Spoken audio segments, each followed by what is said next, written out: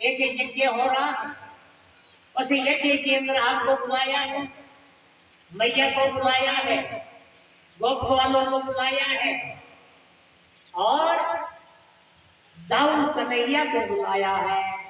जैसे कन्हैया का नाम सुन तो मैया तो मना करके बैठ गई कि नहीं नहीं, मैं कन्हैया को दाऊ को वहां पर नहीं देखने वाली। लेकिन भगवान कृष्ण मानने वाले कौन? भगवान कृष्ण तो जिद करके बैठ गए कि नहीं नहीं, अरे आज तक हमने ननिहाल नहीं दिखाई है, हम मामा जी को देख करके आएंगे, नाना जी को देख करके आएंगे, हमें तो जाना ही है। जिद कर लिया तो वहां पर मैया बाबा तैयार हो गए। अक्रूर जी से कहा कि अक्रूर जी तुम ही ध्यान में रखना बाबा। बोला ठीक है मैया। अक्रूर जी से कह दिया कि तुम जाओ और हम आ रहे हैं। लेकिन कन्हैया कहाँ गए? कन्हैया गाँव नहीं दिख रहे। तो बाहर देखा तो अक्रूर जी के रथ लोगों पहले से ही जाकर के बैठ गए कि आज तक हमने बैलगाड़ियों में सवारी की है भाई, आज के बाद में बैलगाड़ियों में सवारी नहीं करेंगे, अब बैठेंगे तो रथ में बैठेंगे। भगवान कृष्ण कह रहे हैं जाओ, इधर नंद बाबा कह रहे हैं कन्हैया हमारे साथ में तुम चलना। लेकिन भगवान कृष्ण कह रहे हैं नहीं नहीं, हम तो रथ में जाएंगे। अक्रूर जी कहने कि मैया चिंता मत करो, मैं बैठा। अक्रूर जी महाराज रथ को हाँक रहे हैं। बीच में यमुना जी आई, यमुना जी में स्नान करने के लिए जैसे ही अक्रूर जी महाराज गए तो वहां पर अक्रूर जी ने यमुना जी में डुबकी लगाई और डुबकी लगाते देखा कि कन्हैया तो यमुना में गिर गया। एकदम से बाहर निकले और भगवान कृष्ण रथ को पकड़ के वे ऐसे देख रहे हैं। अक्रूर जी ने बाहर निकल करके देखा कि कन्हैया बैठा है। भगवान कृष्ण धीरे से मुस्कुराए। फिर जैसे ही यमुना में डुबकी लगाई, फिर देखा कि कन्हैया तो सामने खड़ा है। लेकिन जैसे निकलने लगे इतने में चतुर्भुज रूप धारण करके आज अक्रूर जी महाराज के ऊपर पहले कृपा करते। अब तो अक्रूर जी महाराज तो निकलने का नाम ही नहीं ले रहे। अक्रूर जी महाराज जैसे ही 1 घंटा बाद में निकले और निकल करके बाहर आए तो ऐसे आने की मानो कितने दिन के ये बीमारी से खड़े हुए, क्योंकि चतुर्भुज रूप का स्वरूप का दर्शन किया। आज वो स्वरूप तुरंत ही अंतर ध्यान हो गए। भगवान कृष्ण पास में बैठे हैं और भगवान कृष्ण कह रहे थे दादाजी यमुना जी में कुछ मिल गया था क्या और क्या था? भगवान कृष्ण के चरणों में गिर पड़े। अक्रूर जी कहने की कृष्ण मैं तुम्हें देखता हूं तो वो भूल जाता। भगवान कृष्ण अक्रूर जी से कह रहे हैं कि अक्रूर चाचा चिंता करने की जरूरत नहीं है, मामा जी से मिलेंगे। भगवान कृष्ण जैसे मथुरा में प्रवेश किया, भगवान कृष्ण अक्रूर जी से कह रहे हैं कि दादाजी अब तुम जाओ, मामा जी से जाकर के कह दो कि कृष्ण दाऊ आ गए हैं और हमें तुम्हारी मथुरा को देख करके आते हैं। भगवान कृष्ण दाऊ भैया गोप वालों को साथ में पहले तो पहुंचे हैं विश्राम घाट। विश्राम घाट के ऊपर स्नान किया, थोड़ा सा विश्राम किया।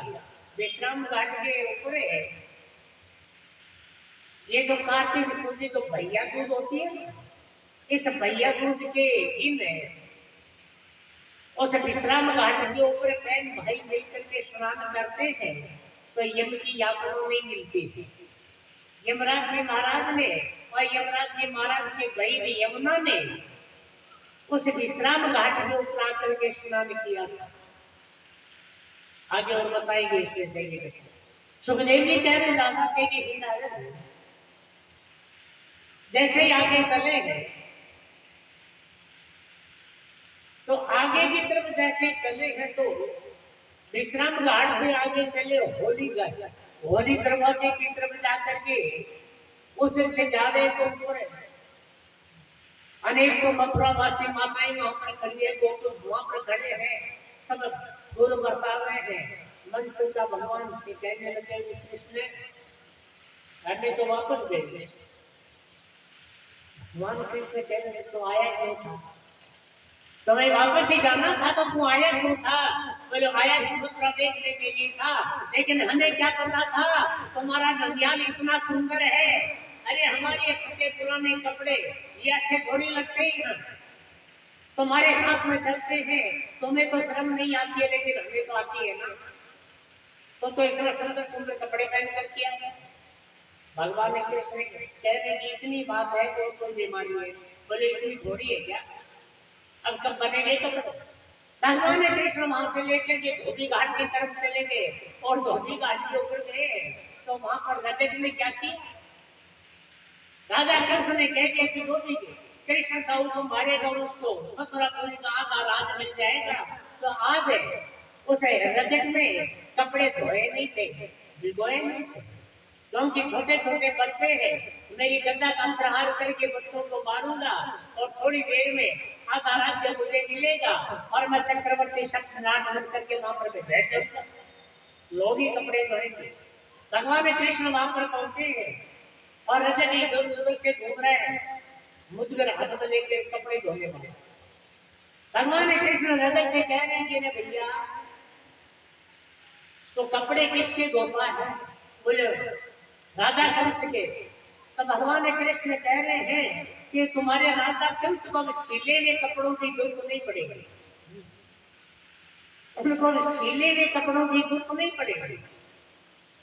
और ये जो सिले हुए कपड़े हैं ना, ये हमारे ग्वालवालों को दे दे, क्योंकि तुम्हारे जो राजा है ना उसके तो बीच में से चीर करके कपड़ा डालेंगे, मामा जी से मिलने हम जा रहे हैं। जैसे भगवान की तरफ जोड़ा, धीरे से अपने हाथ का इशारा किया, रजत का बंद कर दिया, सभी लोग ग्वाल माल के कपड़े सबको दिला दिए, कपड़े लेकर के अब जैसे कपड़ा पहना था ना ऐसे करके पहना था। भगवान कृष्ण कह रहे हैं क्यों मनसुखा ठीक है ना, हाथ ऊपर कर रखा था जितनी देर तो ठीक था, क्योंकि हाथ ऊपर थे तो बाबा तो नीचे थी। बोले अब ठीक है, लेकिन वहां से चले और मनसुखा ने हाथ नीचा किया और नीचा करते ही राजा कंस का कपड़ा था पाँव नीचे आ गई, हाथ तो अंगुलियां तो दिखाई नहीं दे रही है।